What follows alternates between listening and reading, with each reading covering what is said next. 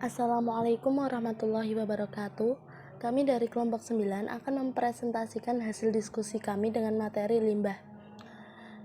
Pada kelompok 9 ini terdiri dari Mbak Ira Dian Melawati dengan NPM 19103050044, Mbak Nabila Sausan Almaas dengan NPM 19103050005, dan yang terakhir saya sendiri, Raisa Zumala Zain dengan NPM 19103050080. Pada bahasan materi ini kita akan membahas yaitu pengertian limbah, jenis limbah industri, pengelolaan limbah padat, pengelolaan limbah cair, dan yang terakhir adalah limbah B3 dan penanganannya. Baik, saya akan menjelaskan pengertian limbah. Limbah itu apa sih? Jadi, limbah menurut Undang-Undang Nomor 32 Tahun 2019 adalah sisa suatu usaha atau kegiatan. Limbah juga merupakan suatu bahan yang tidak berarti dan tidak berharga. Limbah bisa berarti sesuatu yang tidak berguna dan dibuang oleh kebanyakan orang. Mereka menganggapnya sebagai sesuatu yang tidak berguna dan jika dibiarkan terlalu lama, maka akan menyebabkan penyakit atau merugikan. Limbah biasanya disebut dengan sampah. Pada limbah ini erat kaitannya dengan pencemaran, karena limbah menjadi substansi pencemaran di lingkungan. Limbah yang dihasilkan oleh suatu kegiatan, baik industri maupun non-industri, dapat menimbulkan gas yang berbau busuk, misalnya H2S dan amonia. Akibat dari proses penguraian material-material organik yang terkandung di dalamnya. Selain itu, limbah dapat juga mengandung organisme patogen yang dapat menyebabkan penyakit dan nutrien, terutama pada unsur N dan P, yang dapat menyebabkan eutrofikasi. Karena itu, pengolahan limbah sangat dibutuhkan agar tidak mencemari lingkungan hidup. Limbah industri ini terbagi menjadi 3 bentuk, yaitu yang pertama ada limbah industri berbentuk gas, di mana limbah zat atau zat buangan yang berwujud gas. Jenis bahan pencemar yang paling sering kita jumpai ialah karbon monoksida atau CO, kemudian nitrogen dioksida atau NO2, kemudian sulfur dioksida SO2. Selanjutnya ada komponen organik terutama hidrokarbon dan substansi partikel. Yang kedua yaitu limbah industri berbentuk cair. Limbah yang berwujud cair, limbah cair biasanya terlarut dalam air, selalu berpindah dan tidak pernah diam karena mengalir. Yang ketiga ada limbah industri berbentuk padat. Limbah industri buangan padat dapat berupa lumpur yang terjadi dari proses pengelolaan limbah atau proses produksi atau dari proses pengolahan limbah, sisa-sisa logam, kemasan, kerak, dan lain sebagainya.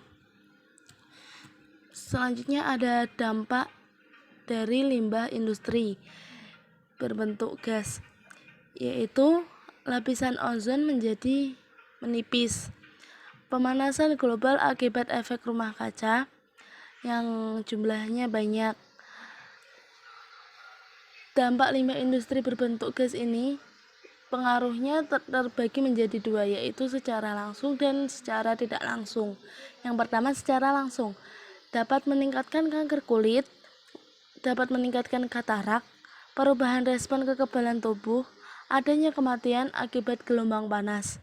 Yang kedua pengaruh secara tidak langsung, yaitu menurunkan produksi pangan yang berkaitan dengan gizi, meningkatkan penyakit menular melalui vektor berkaitan dengan kualitas air, udara, dan tanah.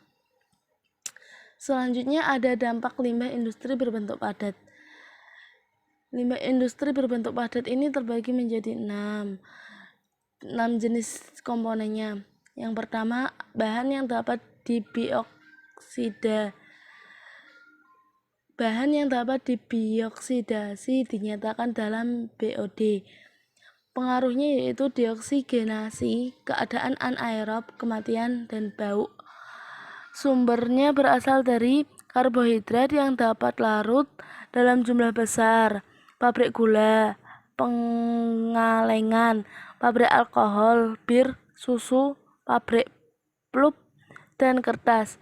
Yang kedua, zat racun AS, CN, CR, CD, CU, F, HG, PB, dan ZN. Pengaruhnya yaitu kematian ikan, keracunan pada manusia dan ternak, kematian plankton, akumulasi dalam daging ikan dan moluska. Sumber atau industri ini berasal dari pembersih logam, plating, pengemasan, pemurnian fosfat, dan bauksit. Pabrik yang mengeluarkan klor, pembuat baterai, penyamakan kulit. Yang ketiga berasal dari jenis komponen asam dan alkali.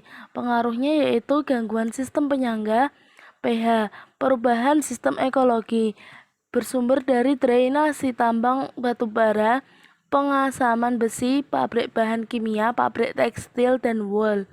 Yang keempat, disinfektan, Cl2-, H2O2+, formalin, dan fenol, yang berpengaruh kematian mikroorganisme secara selektif, rasa dan bau, bersumber dari pemucatan kertas dan tekstil, resin sintesis, penicillin, zat warna, dan pabrik bahan kimia.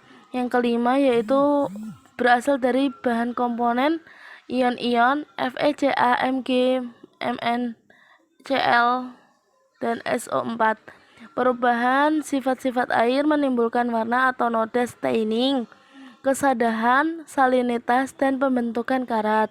Metalurgi, semen, keramik, sumur, minyak bumi merupakan sumbernya. Yang keenam berasal dari jenis komponen bahan pengoksidasi dan pereduksi, yaitu NH3, NO2, NO3, SO3. Pengaruhnya yaitu mengubah ketimbangan kimia, kehilangan oksigen secara cepat, kelebihan nutrisi atau eutrophication, bau, pertumbuhan mikroba tertentu. Sumbernya berasal dari pabrik gas dan coke, pupuk, bahan peledak, industri tekstil, dan pencelupan pulp, pemucatan. Selanjutnya ada dampak dari limbah industri berbentuk cair. Pengaruh oksidasi yaitu disebabkan oleh aktivitas bakteri atau oksidasi kimia dari zat-zat organik dan anorganik yang mengurangi kadar oksigen terlarut. Selanjutnya, pengaruh nutrisi kimia yang dapat menyebabkan kandungan nitrat dan fosfat yang tinggi. Yang terakhir, pengaruh senyawa atau bahan kimia beracun yang menyebabkan perubahan fisiologi langsung atau kumulatif pada tanaman, binatang, dan manusia. Selanjutnya ada pengelolaan limbah padat. Pengelolaan limbah padat adalah rangkaian kegiatan yang mencakup penyimpanan, pengumpulan, pengangkutan, pengolahan limbah, dan pembuangan akhir atau penimbunan hasil pengelolaan tersebut. Selanjutnya yaitu strategi pola pengelolaan yang dapat diterapkan dilihat berdasarkan karakteristiknya. Yang pertama adalah pengomposan. Sampah organik dapat diminimalisasi dengan cara pengomposan di sumber penghasil sampah. Dengan pengelolaan yang tepat melalui program pengomposan sampah akan memiliki nilai yang positif dari segi kegunaan dan nilai ekonominya. Lalu yang kedua 3R, yaitu reduce, reuse, dan recycle. Mengoptimalisasi potensi pemilahan, mereduksi sampah terulang atau recycle, dan penggunaan kembali reuse perlu dilakukan pada sampah anorganik seperti plastik, kaca, dan tekstil berbahan sintetik. Adanya program penggunaan sampah kembali yang masih layak pakai juga dapat meminimalisasi timbunan sampah dan mengurangi beban lingkungan serta tempat pembuangan akhir. Selanjutnya yaitu pengelolaan limbah cair.